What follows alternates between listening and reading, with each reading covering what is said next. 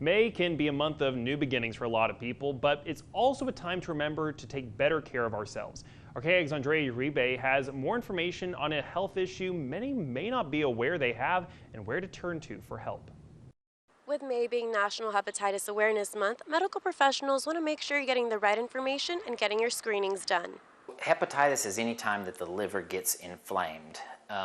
Most of the time that happens, it's related either to an infection or it can be related to a toxin. Heavy alcohol use, toxins, some medications like Tylenol, and certain medical conditions can cause hepatitis. There's basically three types, A, B, and C. A comes from contaminated food and isn't very common in our country, but we do see it, usually in outbreaks. Hepatitis B is the most contagious, but it's only spread if you get a transfusion that was contaminated, if you use IV drugs that has a contaminated needle, or even by sexual transmission. Fortunately, we have a good vaccine for hepatitis B, and it's becoming less common.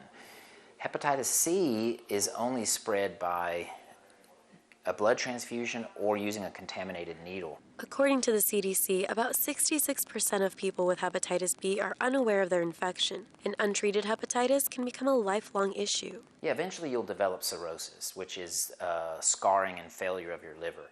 And the liver performs lots of functions in the body. So once the liver stops functioning, it creates a lot of problems.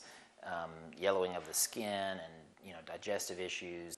The idea is to treat hepatitis early before it gets to the point where there's liver damage. Andrea Uribe, KAGS News.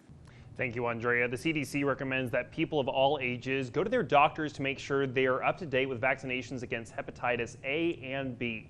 All adults should get tested at least once in their lifetime for hepatitis C, though.